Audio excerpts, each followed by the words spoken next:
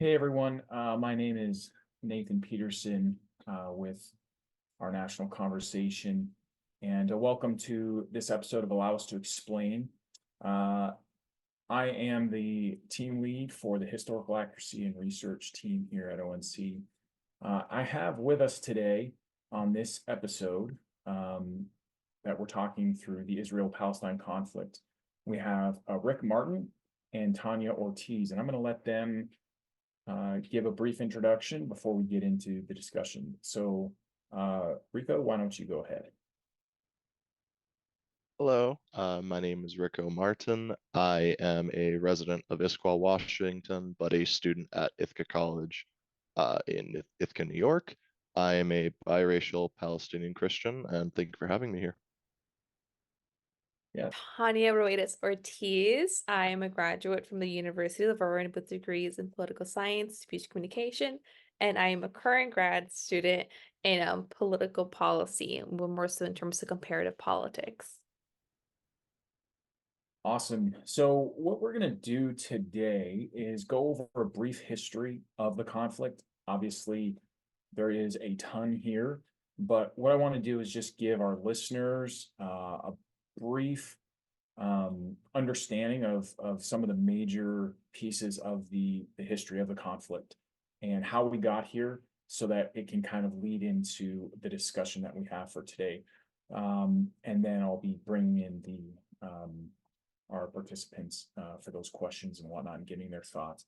But I'm going to start with the Balfour Declaration. This was in the early 1900s, and it was really with the British who were managing the Palestinian kind of the Palestinian mandate, and they favored implementing a solution to allow the Jewish people to have a state there, but it was pretty vague, and there were no defined borders, and so that's kind of this was after World War One. Still in the colonial period, so much of the Middle East was still dominated by the colonial powers. This changed after World War II, however, with the UN partition plan. In 1947, there was a recommended dual state solution with Israel being created alongside a Palestinian state, which Israel reluctantly accepted, and the Palestinians and Arabs in the area did not. They didn't feel like it fairly represented their interests as well as their position historically, and so they rejected it. However, in 1948, Israel declared themselves a state, and this is also the time of the Nakba, which the Palestinians refer to it as, where during this conflict, the Arab nations and Israel came into conflict, and it ended with over half of the Arab population becoming refugees in the surrounding nations. There were Jewish communities, of course, that were also displaced, but the Arab population was significantly more. Israel ends up with about 3/4 of the land of Palestine, and of course the rest was under Palestinian/Arab control. The United States was the first country to recognize Israel after they declared. It was very shortly after, the same day, in May 14th, 1948, by President Harry Truman. And that set in motion kind of the modern understanding of what we'd have as far as what the state of Israel looks like. Now, from there, however, it has just continued to expand. So in 1967, the Six-Day War was conducted, where Israel, in 6 days, as it is termed, won the conflict between the neighboring nations of Jordan, Syria, and Egypt. Israel became significantly larger. It occupied Jerusalem for the first time, and the resolution that was enacted by the UN allowed Jewish control of that land, and kind of set in motion again this progress this process of Israeli domination of the land of Palestine that both Israel and Palestinians were on. In 1973, about 6-7 years later, the Yom Kippur War happened. This was a surprise attack by the Arab nations to take back land that Israel had occupied. Israel actually occupied the Sinai Peninsula as well, which was Egyptian land. While Israel did maintain the land that they had conquered and they had taken in previous conflicts, it removed the invisibility of the Israeli military, because there were significant casualties on the Israeli side. In reality, the United States had to, in many ways, keep Israel from collapsing with a full-scale airlift of military equipment shortly after the conflict broke out. After this, however, peace began to begin between Arab states and Israel. In 1979, there was an Egyptian-Israeli peace treaty at the Camp David Accords that was signed with President Jimmy Carter. And this was the first Arab nation that agreed to have peace with Israel. After this, however, the Palestinians began to push back, essentially. In 1987, the first intifada happened. There was an Israeli vehicle that plowed into a line of oncoming cars in Gaza. It killed 4 Palestinians and wounded 7 others. And it was what is thought is perceived to be the lighting of the fuse for the first intifada. This is also when Hamas became an organization, and it was created to overthrow Israel and essentially take back the land. It lasted until the Oslo Accords, which officially started in 1993, and this was under President Bill Clinton. And it was really a push to find a solution for this issue between Israel and Palestine. It created the Palestinian Authority under Yasser Arafat, and Israel agreed to withdraw from areas in the West Bank and Gaza Strip and cede some control to the Palestinian Authority, which was the new organization. This organization would essentially be the voice of the Palestinian people and essentially act as a de facto government. It lasted until 2000, when President Clinton again tried to create a more lasting treaty between the Palestinian Authority and Israel, and it ultimately failed. They couldn't come to a final agreement on land swaps and the control of Jerusalem. And this largely led into the Second Intifada. And the Second Intifada lasted from 2000 until 2005. It is marked by a suicide bombing that killed 30 in Israel, and then it led to the IDF going back into the West Bank and parts of Gaza to reassert basically occupation control. Israel also began at this time to create a barrier that now exists along the entire line between the West Bank and Israel, with checkpoints required to be passed through if you're going to cross the boundary. In the Second Intifada, around 4,300 people died on both sides.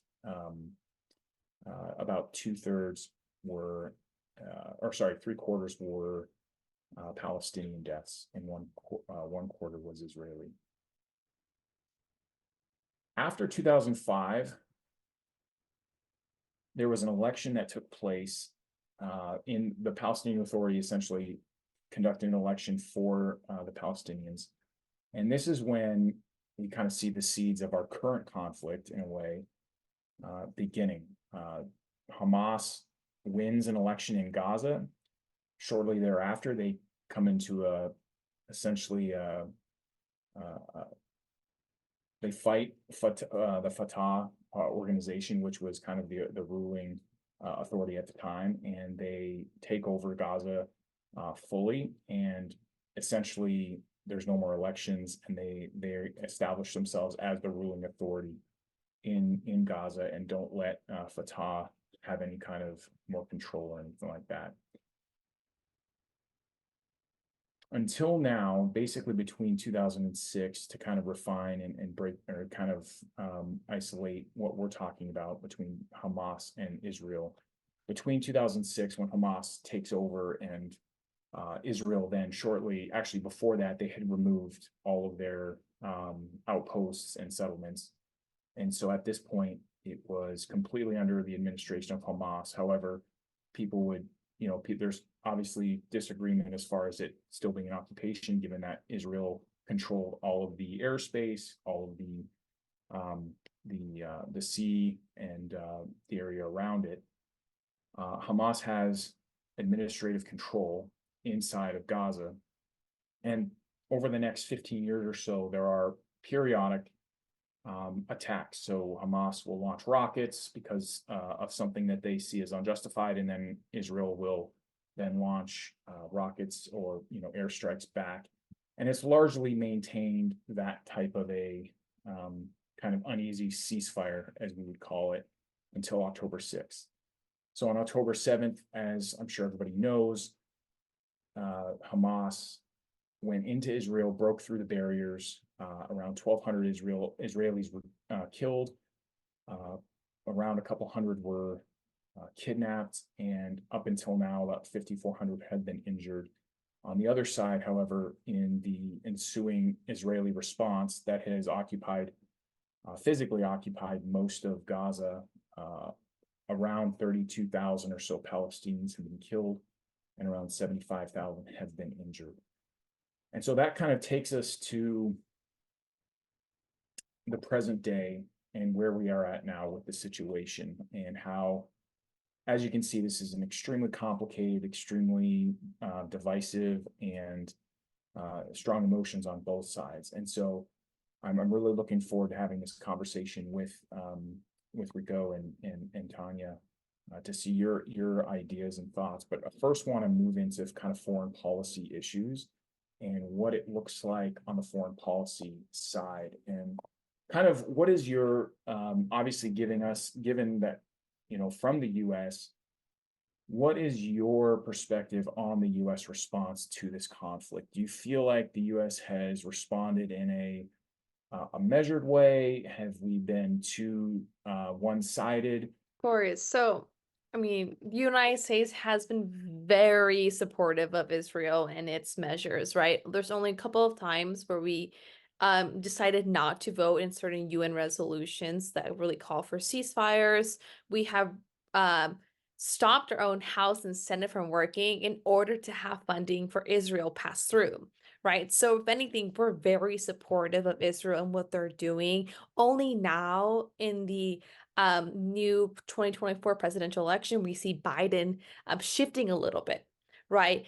Saying that we now need to be bringing more aid to Gaza for the Palestinians. But this seems just like a tool to sway those moderates, sway the Gen Z who's more leaning in support of Palestinians, right? So the aid is good, it's great, it's welcomed, but there is some bad faith surrounding it. Are they doing it for Palestinians, or are they just doing it for Israel and for Israel's own image as like the supporter of democracy, as freedom ringers, right? So at the end of the day, US will continue to be supportive of Israel, maybe a slightly critical, but not enough to prevent Israel from doing what it's doing right now. Thanks for that, Tanya. Rico, what about you? I am largely in agreement with Tanya. Historically, the United States has been one of Israel's biggest backers. Israel as a nation is one of our cornerstones of policy in the Middle East. We have referred to it as the only democracy in the Middle East.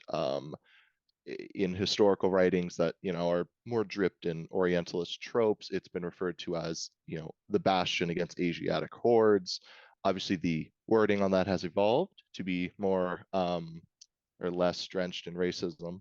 But point being, the U.S. has historically been very supportive, and that has continued through this. Tanya, as she mentioned, is correct that Biden has sort of been, I'll say, moderating his speech a little bit on the public end of things. He has recently stated that the U.S.'s support of Israel is dependent on, protecting civilians. I, of course, have some thoughts about that, but regardless, that's what they're saying out loud. In the back room, we still see that they're sending weapons and aid. I do question the authenticity and legitimacy of his little critiques. But in the larger context, you see other aspects of America that are starting to shift a little bit and really put a lot of blame on Netanyahu.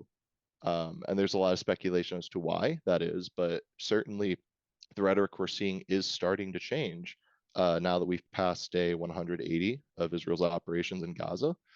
And we will have to see where this goes. But it does feel like the winds are changing direction. Do you think that that is going to have any measurable effect, though? Do you feel like U.S. support for Israel is required? Because right now they're talking about still assaulting Rafah.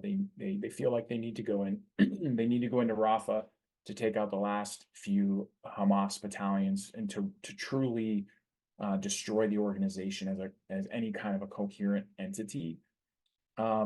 And if they don't do that, then essentially all will be lost. Yeah. So what do you think, Rico? Like, do you think U.S. support is required for that to continue, or do you think Israel may just do it anyways because they feel like it's too much of an existential threat? I believe that any military action Israel takes does require U.S. support. They've had military leaders, former and current, that say we rely on these weapons. You know, if it was not for these armed shipments that we're getting, we would have ran out of ammo months ago. Ideologically, however, I don't think that would stop Israel. I think they would try to continue, but I think without U.S. support, they would see that effort slowly crumble. I think it would rapidly crumble, frankly. This campaign relies on air support, and without that, they can't do it. I'm echoing the same thing where Israel cannot enter like this invasion of Rafah without the US support. And the US is not supporting this particular invasion because of the Israel's inability to really measure who's a combatant and who's a civilian, right? Until Israel can really assure the United States, hey, we can really have a mechanism that tells us who's Hamas, who's enemy, who's not Hamas, who's not enemy, then we could probably see the US be more open to supporting the invasion of Rafah. But as far as now, no. But I also think with the most recent suspicious killing of the KitchenAid workers, I doubt support will be there in going into Rafah, especially with more concerns of the Palestinians rising up in the global community. Great. Yeah, thank you. Switching kind of a little bit, recently South Africa took Israel to the International Court of Justice for war crimes. Now, it wasn't, they weren't officially convicted in that setting. However, do either of you feel like those accusations are credible? Like, do you think that what Israel is doing is amounting to genocide? And yeah, what are your thoughts on that? That's a really big question, right? And let's refocus on what genocide means, right? It's a person, place, thing. It's committing with intent to destroy a national, ethnic, racial, or religious group, right? An example could be the Holocaust, for example. It could be many of those things, right? South Africa argued that Israel's inability to allow or to even help send aid to Palestinians, they claim that as falling underneath that genocide umbrella, right? Because it's preventing life to continue in Palestine for the Palestinians, and it's affecting the conditions of life that bring about physical destruction, right? Because it's true. Palestinians are starving, so they see this in a way complicit also with genocide. So, and like, let's bring it back real quick. Like, Israel has never had the mechanism or capability to vet who is civilian or Hamas. Their inability to vet has led to ruthless killings in hopes they're killing Hamas or preventing the future Hamas to grow, right? Again, these actions have left millions starved and dead, with the most impacted being children. So, in a way, it's seemingly like a genocide because you have these accusations of like phosphorus gas being used, allegations of preventing aid. So it seems like a genocide, but we also have to remember Israel is so under-equipped.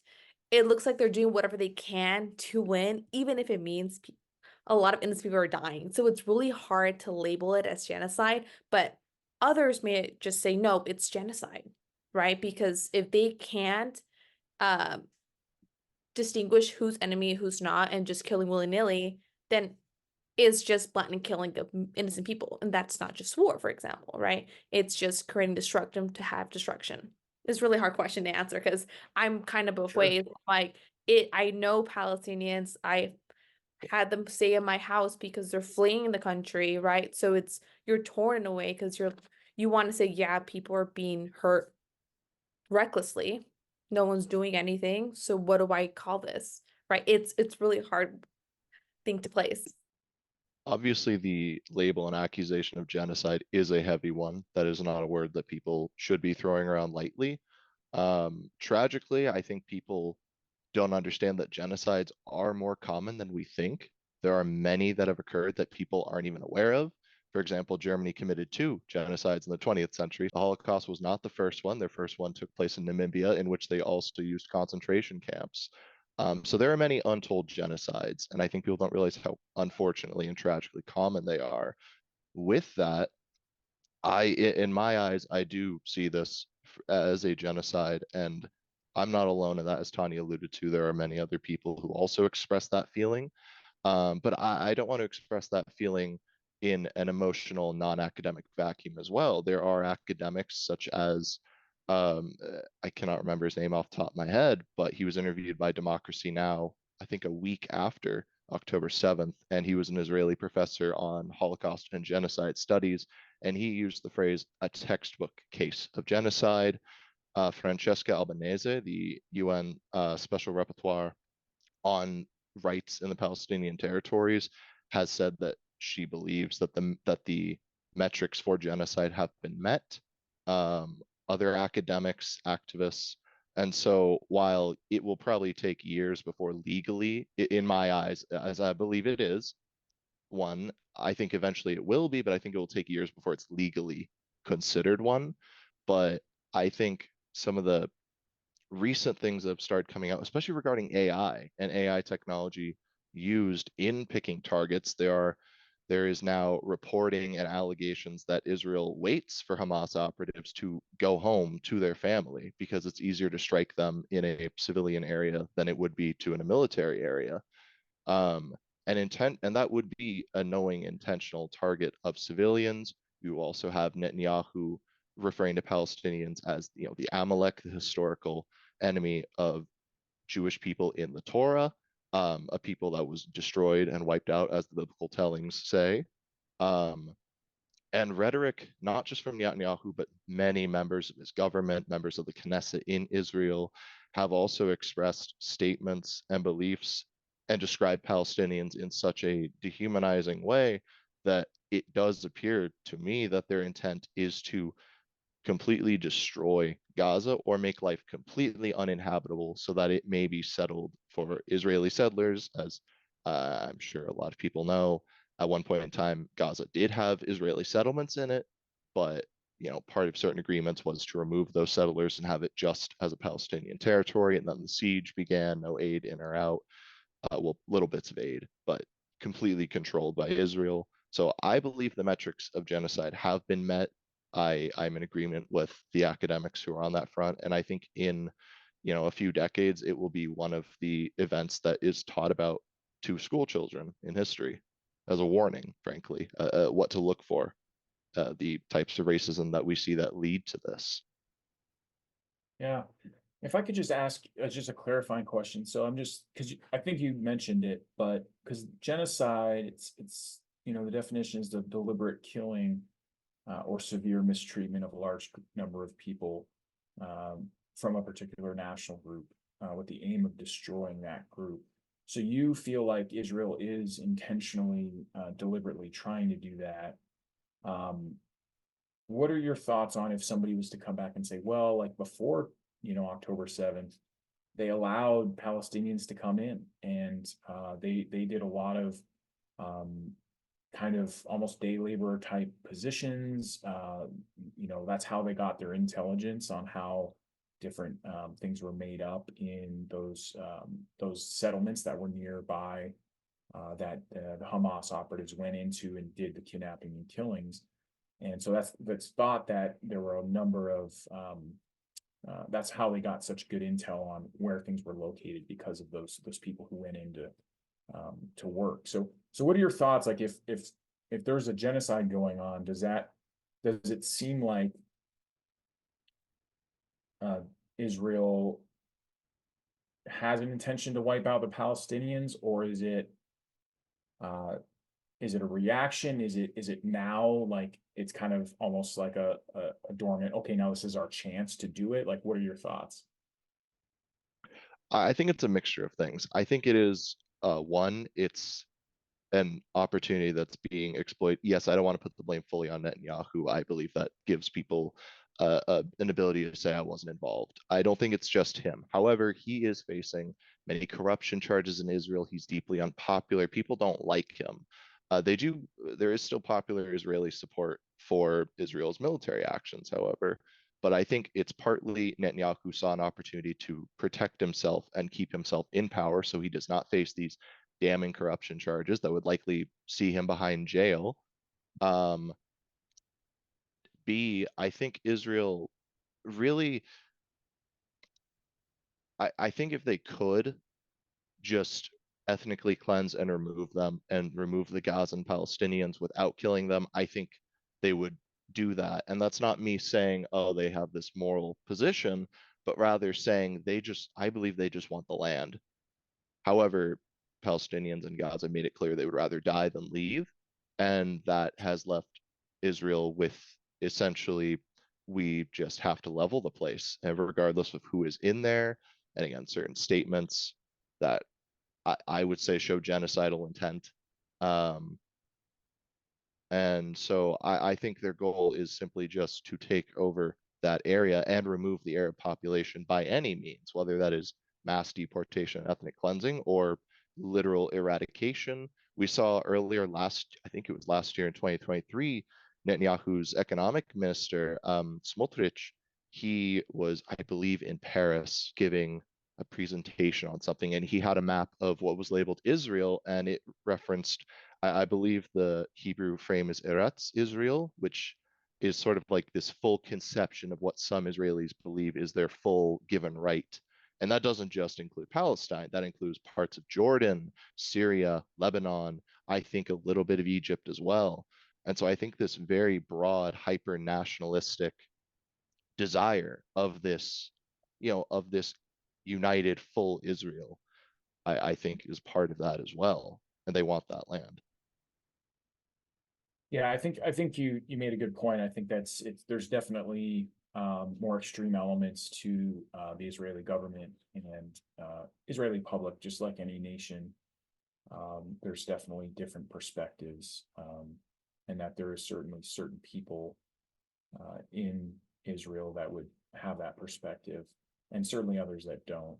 I want to shift a little bit to other kind of foreign policy dynamics. So before October 7th, Saudi Arabia and Israel it seemed like they were on a path towards normalizing relations, or at least coming to some kind of agreement, like the Abraham Accords occurred a few years ago with Bahrain, UAE, Morocco, and Sudan, I believe, are the four nations. And so obviously Saudi Arabia would be if you want to use a term, like the holy grail as far as normalization, because of just kind of what Saudi Arabia represents in the Muslim world and in the Arab world. And so there's some thoughts that this was because Hamas is a proxy of Iran and supported by them, that this was potentially a way to derail that, to make sure that that didn't happen. However, it doesn't seem like it has. There's still talk that the talks are going on. What are your thoughts on this? Like, given that they seem to are continuing, why do you think Saudi Arabia is continuing to engage with Israel, given all that's going on? Why hasn't this derailed them and really put them kind of at loggerheads with Israel? Because this seemingly is such an intractable issue and such an important issue And yet they're continuing to have these discussions. Tanya, what do you think? I mean, it's this individual state interest, right? They see themselves as beings that still need to build their own economy, still need to have this flourishing, right? So despite those within Saudi Arabia, Arabs in general, really supporting the prosperity of Palestinians, they're more likely not going to continue this because they need to also ensure their own growth as a country. So again, we're seeing just self-interest, like in like Saudi Arabia being self-interested, being like, I need to make sure Saudi Arabia is okay. I feel bad Palestinians, but in the day, it's also me against the other countries, Middle East, me against the global community. So I must do what I must do to survive, right? And this deal is really good in terms of how it opens up the markets for those the Arab countries that are being involved, right? It also helps Israel, but also they have these little clauses here and there that say, oh, Israel won't make settlements in the West Bank, right? So they have these little promises here and there for Palestinians, but it definitely is going to fuel bad sentiments against our Arab partners, right? Saying like, if you as an Arab are not defending your fellow Arab brothers, what's the point, right? So, and this could in the future create more groups like Hamas, right? Who are even anti-Saudi Arabia, saying you did not protect our fellow brethren. So now I will not protect you. I will not support you. So we see this cycle of like terrorism happening over and over again until one person puts their foot down. Yeah. Yeah, I completely agree with the kind of the perspective of a state. Saudi Arabia is looking for their own interests, and there's other interests that at least the new generation of leadership in Saudi Arabia seem to be taking that override the Palestinian the necessary or the necessity of a Palestinian state before Israeli recognition or a recognition of the Israeli state.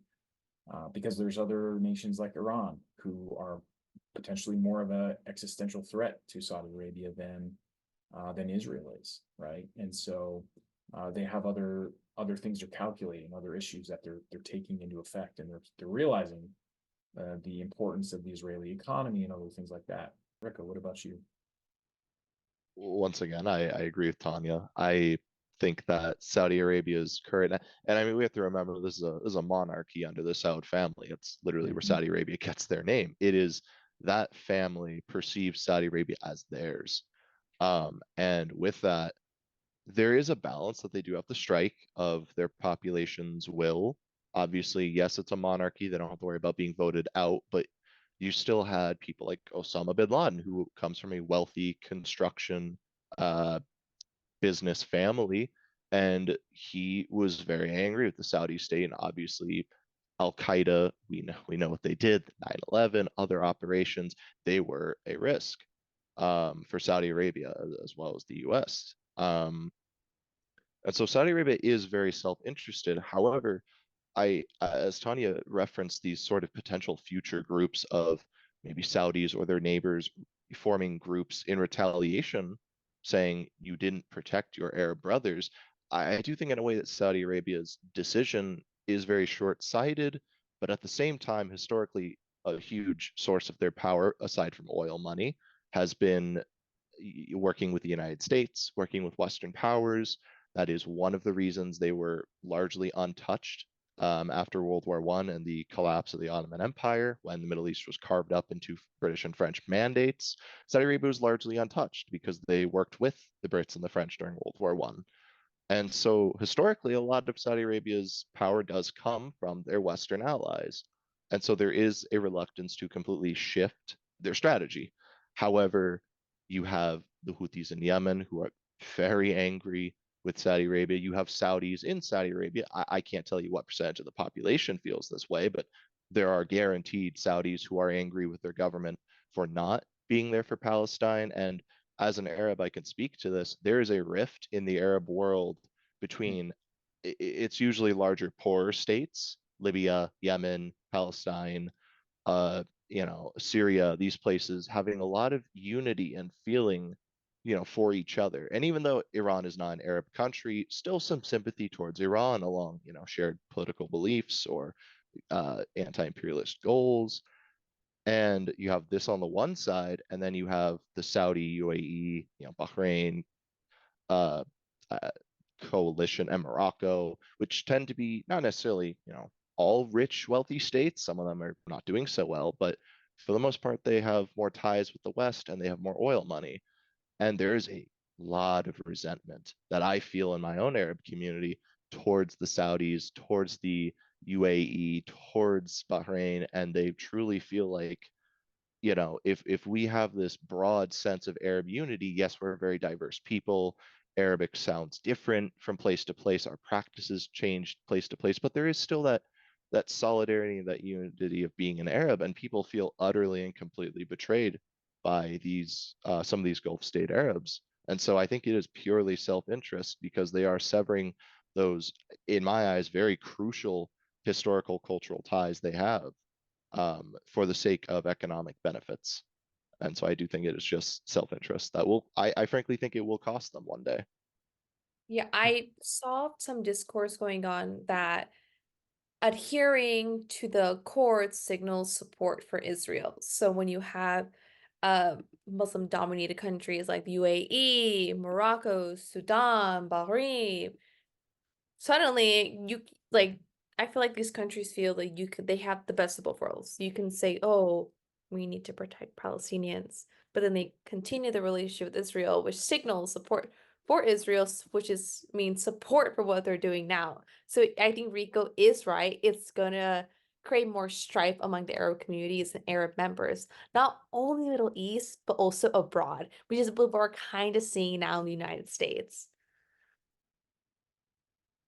Is that, and this, that's really interesting. Like, do you think that there's a tie between that and the Arab Spring? Is that what, when you're saying that the people at the bottom, or the just kind of the lay people or poorer states, do you feel like there was a tie between what happened in the Arab Spring and the uprisings to overthrow dictatorships and things like that was part of that feeling?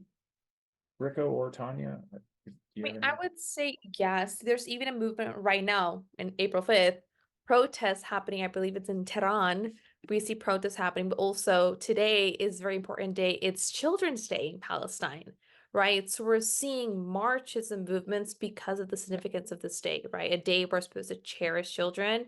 A Palestinian has its children being murdered and dead, right? So we are beginning to see a shift, and we are beginning to see people mobilize despite state regulations or government officials saying don't do it. They're still doing it despite it. So we are seeing something akin to the Arab Spring, but not really like it. The Arab Spring is a bit more violent, if anything. Yeah, yeah, and it ended up being hijacked by the extremist elements, I guess. Rico? Yeah, along those lines, I agree. It's not going to be, it's definitely not going to look exactly like the Arab Spring. I don't think we're going to see these large, widespread, movements in an attempt to overthrow any nation states. But I think this is going to plant a seed for future instability and future. It's just another reason for Arab citizens to resent their governments because largely they suffer from corruption, Mm. poverty, military abuse, police abuse. I'm thinking of Egypt particularly right now. And I think we also should caution, or not, maybe not caution, but understand that just because like let's say a revolution does happen, it's not necessarily going to be a democratic one or one that wants Sure. to overthrow a dictator. It may replace one dictator with another, and that is Yeah. certainly not unique to the Middle East in any way. That is a phenomenon you see across the globe. There's often a mix of reactions to such a crisis and catastrophe. There is, elements on the left who might be democratic or more authoritarian. You have elements on the right who say we need to call back to a tradition, and often they're reconstructing an idea of a tradition or of history. It's usually not literally returning to the ways of old, it is their political conception of what the days of old were. And that doesn't necessarily mean it's democratic. And I think people, especially in the West, especially in the United States, which has been a overwhelmingly stable country in terms of, no major revolutions threatening its power, a lot of people can't quite relate to the idea of a revolution that isn't democratic. I mean, that's one of the things we teach school children in the US. The Revolutionary War was for democracy against a monarchy. And so it's instilled in Americans that, okay, the point of revolution is freedom and not a dictator. Whereas in a lot of places in the world, that it might not be as feasible. It might not be stable enough to support a democracy. There are too many power groups that have their own military or militias and theological support and foreign support. And so I think, yes, it's not going to be like the Arab Spring, because I don't think it's going to be attempting to overthrow nations with democracies. But I think this will plant a seed of extreme instability in the Arab world, in the Muslim world, to an extent, largely, that Yeah. we'll just see shifting of power. Yeah. No, those are great points. Part of, I think, the big issue, I mean, what we're even seeing now and what's feeding into discontent maybe in the Arab world, like you're talking about, Rico, and at least among the people, is the casualties. It's the casualties on the ground. It's we mentioned this a bit earlier, but it's then all of the Palestinian civilian deaths, not having a real clear understanding of how many, obviously, the Palestinian health ministry kind of gives out the numbers. They don't separate between who is a combatant, who's not, because it's like extremely hard to tell. Israel has their own thoughts on how many Hamas fighters have actually been killed. But there's a real issue around the use of force and whether the Israeli use of force has been excessive, obviously, and that's been and even now we see the aid workers that just were just killed. And so what's the process they go through, and what level of civilian casualties is tolerated, it can be tolerated in order for Israel to remove Hamas as a functioning organization. That's their thinking, is like, what can we tolerate, right? And much of the world is saying it's too much. So my question to you all is, what should be the limit on the use of force here? With Israel going in, put yourselves in their position in October 8th. What do you do? Has their response been too significant? Has it created too many casualties? If it has, how would you have responded? What would you have done in response? Tanya, do you want to take a stab at that? That's a really big one again. That itself can be its own episode, right? This is falling Sure. into the whole like just cause of war, right? How right is Israel to respond the way it did? Yeah. But there's a quick thing we have to remember. I feel like Israel's always responded with force. There hasn't really been an easy way out with Israel responding, right? So a just war, if we know the clauses of it, I think there's like 6 or 7. Just war can only be waged as last resort, right? So the actions that Israel's doing should have been the last resort, right? But it was like the first thing they did, right? Instant invasion, instant bombing, instant people on the streets, right? Not good. If anything, it created the destruction we saw today because there was no mechanism in place to see who was a non-combatant and who was a combatant. Right now, of course, you have to put your mind in the state of Israel. Israel is a land full of people who were refugees in their own right? Wanting to escape anti-Semitism, escape the tragedies the Holocaust gave and the anti-Semitism they felt in the West, right? So if anything, this is a fight for their identity, right? But that's not enough to justify for them to just use force automatically, right? But again, you have like so many just war clauses. You have like a legitimate authority. Yes, Israel is a legitimate authority in the sense that it's democratically elected. Okay, yeah, we can put that away. Then you have to say a just war can only be fought to readdress a wrong suffered, right? And the wrong suffered being emphasized here is the October 7th attack that Hamas did, right? Hamas kidnapping Israelis and the allegations of rape and murder, right? So in the way Israel has used to say this is their just cause for going into Palestine, going further in, pushing deep in to get those, the Hamas, for example. And I'm going to a tangent, but it makes sense if you break it down the just war causes to then understand Israel's own perspective within it, right? And then you have this other one that says, was it the ultimate goal of just war is to have peace, right? For Israel, is peace for them taking over Palestine? Is peace for them having Hamas dead? But then again, how can they do that if they don't know who Hamas is because they don't have mechanisms for it, right? Then you have weapons in war must discriminate between combatants, non-combatants. They don't have that. They probably never will because it's really hard. They jump too quick in the war to know that. But Well, ultimately, so just like on that though, yeah. should you think that they should have just knocked on in because Hamas doesn't wear uniforms, and so okay, They well we can't should distinguish have who's who, so we're just not going to do anything, or what? there's Israel is known for its intelligence, its surveillance, right? So there probably was a way to figure out where Hamas went without having a total invasion of Palestine territory, right? But for Israel itself, it was just because what Hamas has done in the past and now, and what other organizations like Hamas have done. So it's kind of hard because for them, it's just for Palestinians, it's not for some others, it's not for others, it is. It's really hard. If I were in Yeah. that position, I am Israel. I have fought to come to this place. I don't want to say I would have done what Israel's done because I don't want to say I would have done all that jazz, but it is a fight for identity at the end of the day. Identity politics and whatnot. It is a fight for identity. So They maybe, they, they see it as a fight for, yeah, as a fight for existence, really.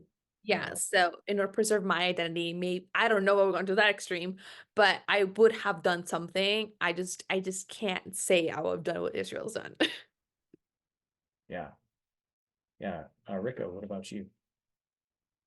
I think Israel has, again, this isn't the first time, fallen into the trap that powerful nations often find themselves in which they find themselves physically attacked, militarily attacked in some way.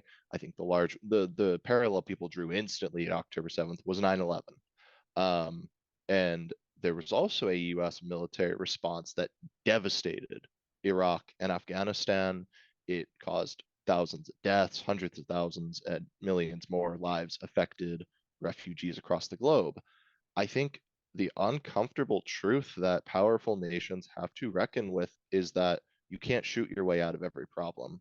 And especially in the case of Hamas and Israel, Hamas is essentially the personified group of rage and anger that Gazans feel towards Israel, because of their treatment. Because and I think we have to remember that 70% of the Palestinian population in Gaza are not they're not from that area. They were from surrounding villages around Gaza that were destroyed during the Nakba, and these people relocated to Gaza. And so there is a deep resentment that Palestinians in Gaza feel, and Hamas channeled that rage. And we can, say we don't like how that looks. We can say, oh, we wish that violence didn't exist. But unfortunately, we don't live in a world like that. Violence has been a characteristic of human civilization since the very beginning. And when you have a group that feels and is treated the way that Gaza is, people describe it as an open air prison, a concentration camp. Now people refer to it as a graveyard for children, extermination camp, horrific things to call a place. I think the only thing Israel is doing in this military attack, and again, as I refer to as a genocide, is strengthening the ideas of Hamas. There is no way to kill an idea. We have tried to do that with so many things, and it never works. We maybe push it underground for a while because it's not mainstream, but it will always resurface. I don't think there was a military solution to October 7th, because I think let's say Hamas is not defeated and Gaza, stands as it is, the next October 7th might be even worse. It might be bloodier. Um, and so I don't think there is a military solution to this. I think it has to be, and that's something that's very difficult for nations to admit. They don't want to seem weak. They feel insulted.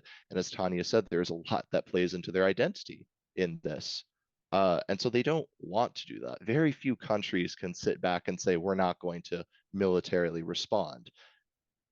However, and I'm not just making a moral argument here, I think truly that is the strategically best decision for Israel, was to not enter Gaza. And if they wanted to take out certain Hamas operatives, well, we've seen evidence in some of their strikes in Syria that they can do extremely targeted, precise strikes that only take out a singular apartment.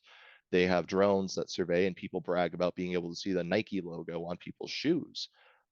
It's quite scary how good this surveillance technology is, but it is there, and there are precise ways using special forces to take out these groups. People can say, it's very difficult because of the tunnel system. And I think that just speaks again to my point that there is no military solution to this. Hamas was ready for this. They planned this. They have their tunnels. They have their Yeah. hiding routes. So I don't how think we did it, can. so what does Israel do if there's no military solution? Do they leave their 200 odd hostages there? Now Hamas's position is, in order to get the hostages back, Israel has to completely leave Gaza, and this a complete ceasefire, and they have to agree to leave Gaza completely, which essentially brings us back to October 7th. But if you don't do anything, then doesn't that, if you leave Hamas in, doesn't that guarantee another? You said that there this is leading to another October 7th and maybe worse, but wouldn't it guarantee another October 7th if you just don't do anything and leave Hamas in power? I would say that Hamas cannot be taken out of power by force. I think that idea has to die, essentially. I think that obviously, as we see, people in Gaza are very angry.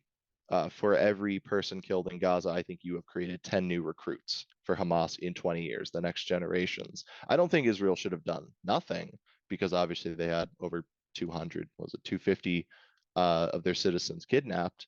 However, I will say that Hamas did give a list of demands. Again, I'm not trying to say that was a lovely thing Hamas did. Obviously not. There were children, elderly people in there, and it's a horrifying thing. But Hamas gave a list of demands and said, we will release your hostages if you release our prisoners. And that's happened before. They have released one Israeli hostage before in exchange for, I think it was a few hundred. And so in their eyes, they were seeing this as an opportunity to free Palestinian prisoners and get some concessions. Netanyahu, at the disapproval of many of these hostages' families, ignored that and rejected those offers.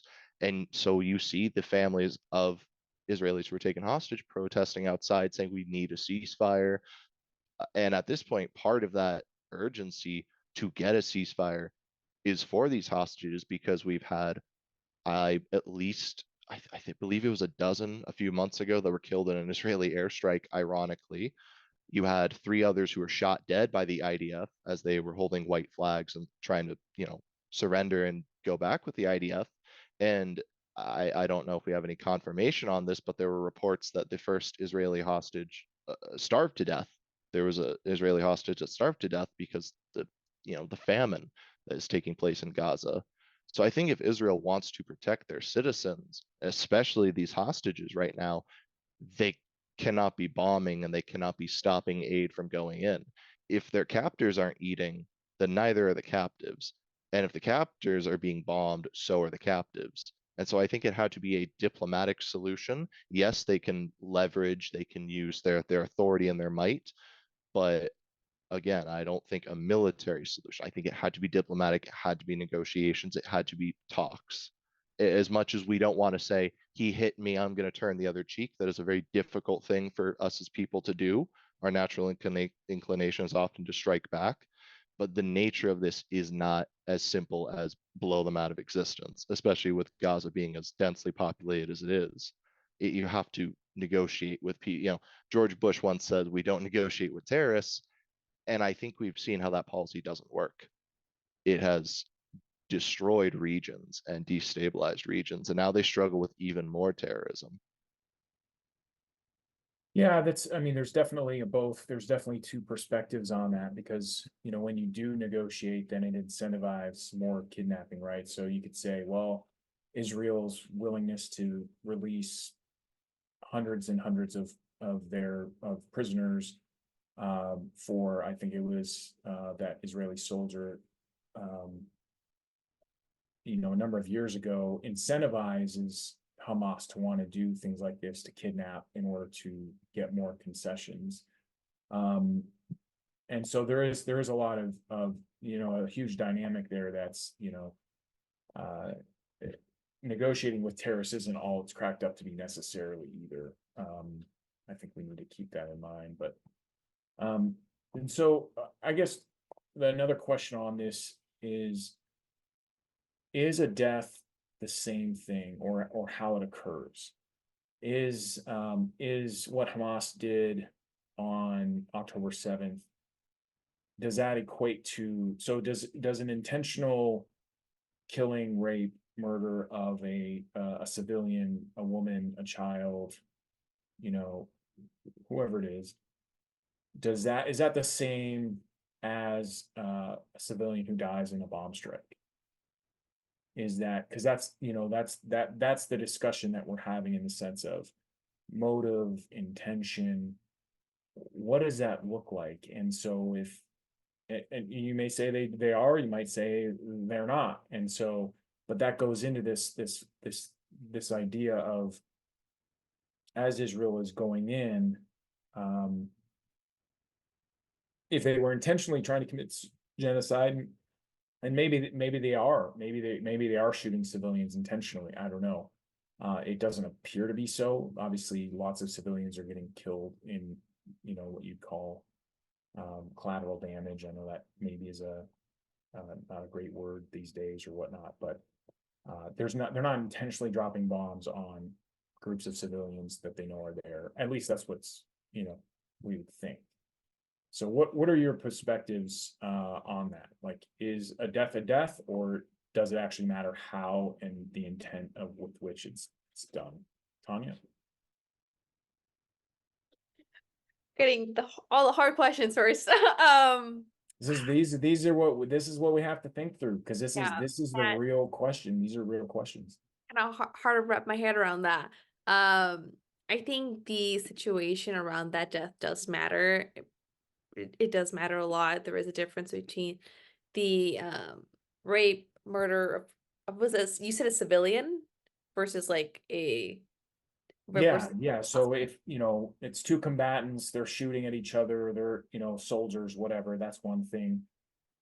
Is it different if, or there's a bomb dropped or artillery shell? Is that different than an intentional murder, rape of a civilian, kidnapping of a civilian non-combatant? I would say yes, there's a clear difference there, just given the situation around that, given the environment those two things are in. It's really hard. That's a really good question to give. That's really profound in the sense. And if you don't feel like you Yeah. have to, because I know I it feel is like I still have to wrap my head around that, but I feel like even in war situations like with Israel and Palestine now, people say the deaths that are happening are just war casualties. They mean nothing more. And that in itself tears us away from our own perspective of humanity and our ability to sympathize with others, right? So, but being aware of the situations where these deaths occur in would greatly impact our own perspective concerning said deaths. So I don't think they're the same. They're very different in their own way, much like, would we feel sad for a terrorist being killed versus a soldier being killed, right? Is that along those same lines, I would say. obviously you will feel a bit worse for the soldier, but also I'm not saying sympathize for the terrorists, but in a way you're like, what brought that person to this point that made them join these groups? What fed into what conditions were there to do this? Not to say that it's just cause for the terrorists like Hamas, but more so saying we need to understand what led to this breaking point, their own authorization from their own community and society as a whole. Very, very great question, I would say. What about you, Rico? And then we'll move on to another set of questions. I would say that context certainly matters. I think, again, I use the word uncomfortable a lot, but I think there is this uncomfortable dynamic that we have to understand of how we feel towards a group like Hamas's actions is ultimately irrelevant to what they're going to do. Hamas will do what they want to do, regardless of people in the West, saying we don't approve of this or condemning it as terrorism. They know that we call them terrorists, and it hasn't stopped them. That's never stopped a terrorist group being called that. And so while people have been focusing a lot on like, oh, was it justified? Was it not? I think that misses the greater point of clearly there is a reason that they felt this angry. There's a reason that they channeled this violence into an attack that killed 1,200 people on that day, 650 of which were civilians. And that rage needs to be understood. You don't have to agree with them. You can still say they didn't, they shouldn't have done it. That's never acceptable. You can have your beliefs. Everybody's entitled to that. But how we feel and think does not affect what they're going to do.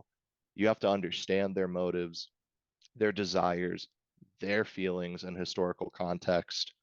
And there are many times in history in which groups, members of an oppressed or ostracized group, have resorted to horrific violence. Some of the immediate examples I saw were people referring to Haiti during their revolution, in which it was a slaughter. As far as I'm aware, I think they killed almost every white French person on the island. That includes women and children. And that's ugly. That's horrible. But we also understand what those Haitians and those enslaved people in Haiti felt and how they were treated, and that rage, where that comes from. I think we have to be careful not to let our personal feelings and our personal morals, because some people are morally always, no matter what, against killing. There are ideological pacifists, right? But they still have to understand why people do what they do. Our feelings are irrelevant in that regard, in my assessment. Yeah, that's an interesting, perspective. I think that definitely goes both ways too, in the sense of, looking at it from the Israeli perspective as well of responding to an organization that is dedicated to their destruction of the Jewish people everywhere. And so how do they see that? How do they respond, right? And so it's a very complicated situation, and but I think these are questions that we have to think through of, what does proportional response look like? Should Israel just have killed 1,200 people because Hamas killed 1,200? Would that have been proportional? What extent is the response justified? And how does that look? And I think those are questions that all of us need to continue to think through. And hopefully, some of this discussion has given the listeners a bit more to go deeper in that way. I want to move on to kind of the social dynamics of this conflict and generational divide. It's pretty clear that, since the beginning, the polls show a decline in support among Americans as a whole for Israel, or as far as, continued the continued assault on Gaza and Rafah potentially and whatnot. But there's a huge divide as far as from the boomer generation all the way down to Gen Z. It's a pretty steady decline as far as support for Israel versus support for Palestine or the Palestinians or Hamas, or if you group those together. Why do you all think that changes there? What is it about the Gen Z perspective that lends them to supporting the Palestinian cause over Israel? Rico, why don't you go ahead and give out the stab? I think not the sole, but I think a major reason is technology and social media. Traditionally, especially these older generations, when bursts of violence erupt anywhere in the world, they have to rely on what their government and what the news says. And the news can't always get it right. So maybe they have pressure on them. Maybe they literally can't get to the place, for whatever reason. It might not be reported accurately. Social media, however, has completely changed that dynamic. You can now, as I do, just check the social media of people in Gaza and literally at the time see what they are seeing, and from that way you can try to understand how I would feel if I was there, if I was the one holding that cell phone in that situation. um and of course, older generations have access to social media too. However, their ideas have been, so solidified for decades. It's very hard to change one's thinking, especially on such a major issue, one that involves a lot of morals, one that might call into question your government's actions, your allegiance to your government, your rhetoric over the years. And it's very difficult for older generations to do that. Obviously, there are some that do switch their tone. There are ones who were very on Israel's side, and over the years have switched. But that's more of an exception to the rule. Whereas the youth grew up, especially me, I was born after 9/11. And so my only exposure to discussions of terrorism and war and Islamophobia was exactly that. We were doing these things to people. I wasn't here to see 9/11. And so, in a way, that has taken away from me and my generation this sort of I don't want to call it a bias, but a trauma, a national trauma that influenced people's thinkings and feelings. And that's not to justify racism or bigotry in any way, shape, or form, but we can admit that 9/11 definitely brought a lot of that out and ignited it. And our generation skipped over that for the most part. We didn't see it, or we weren't old enough to remember it. We only saw the aftermath. We only saw the invasion of Iraq. We only saw our peers who were refugees from Iraq sharing their stories. We only saw the Syrian refugees, et cetera, et cetera. We have an extremely different life experience, frankly. And again, access to social media and seeing people in Gaza's perspective rather than just relying on the New York Times or Washington Post. I can just look up the social media account of somebody in Palestine, or Yemen or wherever. And I think that is an extreme influence on this generation's thinking towards the issue.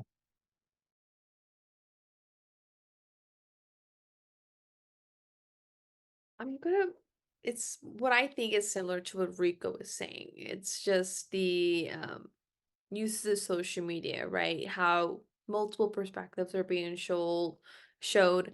Uh Facts from both sides are being shared across so many social media sites, right? Having actual people give their own firsthand story of everything is very impactful and everything.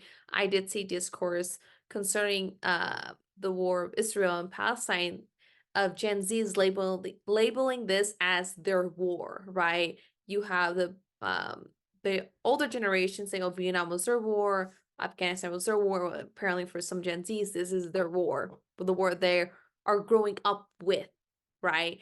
Being able to see develop in real time. So they feel really tied to it in the sense that they want to know what's going on, which is giving them the ability to expose themselves to these different perspectives and opinions concerning the matter.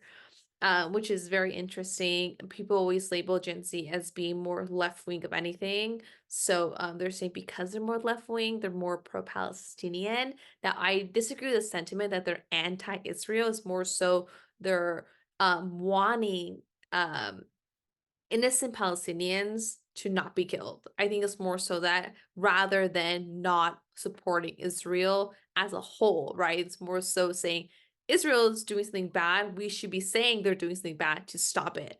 And not saying that Israel itself shouldn't exist. I think that type of argument is just making to make sense. All right, yeah. Yeah, I think I would agree. Social media has definitely taken kind of it's opened up a whole new dynamic as far as news goes, as far as where where you can get information. Um, I'm not as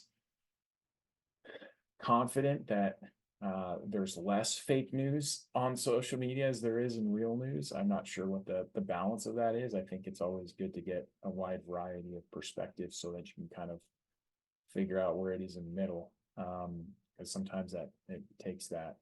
Um, Looking forward to the future as we kind of close up here in the next few minutes. What do you all think should be the way forward? So we can always look back and say, well, like Hamas was created because of this, and Israel response this, but we can't change history. We can't change what's already happened. We can only change what is going to happen in the future. And so Israel's come out with a couple of different kind of ideas and thoughts on moving forward with the governing of Gaza and what it looks like. I think I heard one of the potentials was having an Arab-led uh, kind of police force, or that would come in and establish security in place of a Palestinian security force until calm and was restored, and it could kind of Gaza could kind of be rebuilt, and then having elections from there. I think a number of the Arab states are pushing for a two-state solution for whatever comes in the future. That is part of the process. What do you all think should happen as we move forward, and how can we move on from where we are right now? Rico? I think I think that's probably the trickiest question you've asked so far. And I think part of what makes that difficult to answer is that any new development in this situation can change an assessment on where we go, right? Obviously there's the developing instance of Iran right now. People are worried that Iran might get involved in this now that their embassy was struck in Syria by an IDF drone strike. But going to your point, people bring up, oh, is there a two-state solution? One state, three state, whatever, however many they want. I think there needs to be, first of all, unconditional ceasefire right now, immediate. There needs to be a hostage release as well as a release of Palestinian prisoners, because there's a large number of them in there that haven't been charged with anything. Essentially they're just sitting in Israeli prisons, not knowing why they're there for some part. And for those who have been charged with something, oftentimes they say it's a trumped up charge. They say it was illegitimate. Their rights were violated in the trial, etc. So there needs to be a hostage release and a prisoner exchange, and a ceasefire immediately. Humanitarian aid needs to flood Gaza. We are at famine levels. People need food. They need water.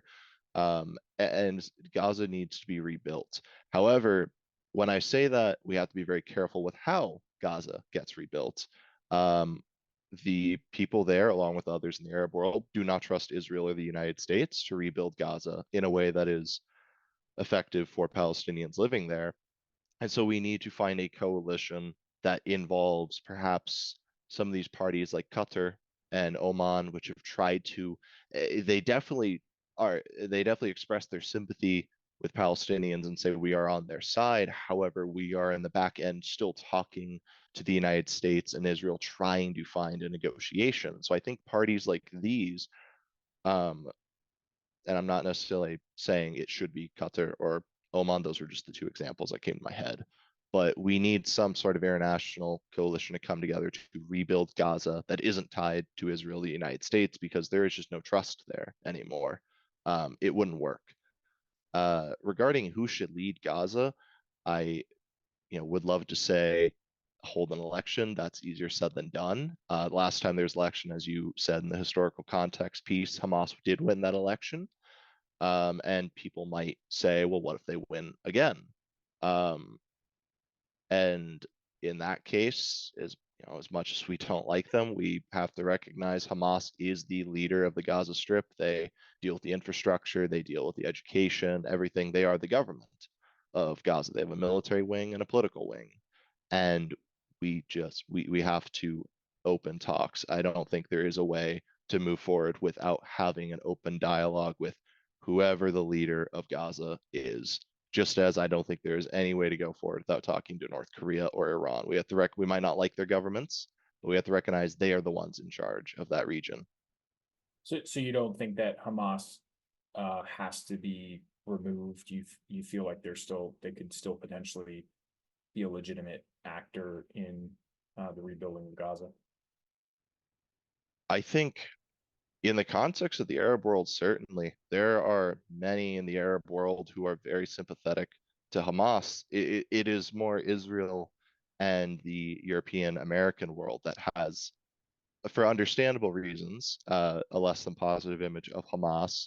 But if they are the ones that maintains their control of Gaza, I think we just have to reckon with that as a reality. We don't have to like it, and we can maybe hope and agitate one day for a better, more secular, progressive group to lead. But I think there are ugly realities that we just have to face and work with, and still work to improve them, but not actively overthrow and do a coup or revolt, because I think that will only make them stronger. I think that will only bolster their support and guarantee a resurgence of a much more violent Hamas. Tony, what about you? I'm very much on the same page as Rico's has stated, right? Peace is going to be very hard to come to just because both sides have their own legitimate reasons and claims to have their own like land, their own sovereignty, right? You can't really disagree with any of that. But what can be said for certain is that Israel's continued like forceful actions, like the violence it's using to make Hamas submissive, to make those who would have anti-Israel sentiments submissive to them, is only going to weaken Israel's own sense of security. It's going to make them bunker down even more, and it's become a state of paranoia, right? And it's not going to lead to anything good. So a ceasefire is probably what I would recommend the most in order just to get, maybe we can both sides have a conversation, that's probably not going to happen, but he is right, having another body to sort of mediate everything, to figure out how can we stop this unnecessary deaths and kill and people dying, right? How can we stop that? Because at this point it's getting a bit too much, in the sense that it's becoming an issue where we're bringing the genocide question into play, right? We're bringing up those words that more frequently than not.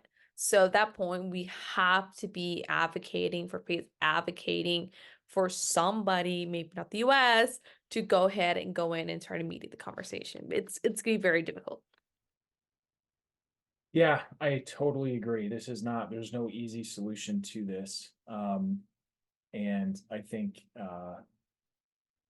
both sides want to live in peace. I do believe that, in a sense of the general Palestinian population. I don't, I think Hamas has shown where they stand on that side. And obviously people would say maybe Israel doesn't either. And so hopefully something better can come out of this kind of catastrophe and this terrible situation that we found ourselves in. And but I want to thank you both for taking the time to talk and just share your perspectives, and it's really valuable. And I think these are just really important conversations that we need to continue to have, because these issues aren't going away. The situations surrounding them, it looks like in our world, it's becoming more and more uncertain, and these issues and these situations are going to continue to come up. So thank you both for giving our listeners some things to think about and process, and how to look at these situations from. So is there a way that if for somebody listening thought, hey, Tanya had a really good perspective or point, or or Rico, you know, had something I wanted to talk to him about, is there a way they can get in touch with you on social media or whatnot, your handles? I would say just check out what we write on our nationalconversation.org in terms of these type of things, right? But if I really don't have any social media, so Okay, LinkedIn. no, yeah, yeah, for sure. Rico, what about you? I would say they could either DM me at rico.martin on Instagram, or if they would like to send me an email, rmartin7@ithaca.edu. I'm always open to discussing with people. Awesome. Great. Yeah. Thank you so much. And thanks to all our listeners for tuning in. We appreciate it. Certainly, please follow us, and you can get our conversation, our national conversation podcast on any anywhere the podcasts are found, Spotify, Apple, YouTube. And you can follow us on TikTok and Instagram at Our National Conversation, and on X or Twitter at our NATL Convo. And you can also check out our nationalconversation.org, where our website is, where Tanya was mentioning about, where we publish policies and different things on outlooks and different different articles on news and relevant topics that are going on today. For next week, we are going to be talking about gun violence in schools, another very interesting, relevant, and important topic in our day and age, especially in the US, as gun violence has continued to escalate, especially with our kids in schools. And so please tune in for that next week. Thanks so much. Hope you guys have a great day.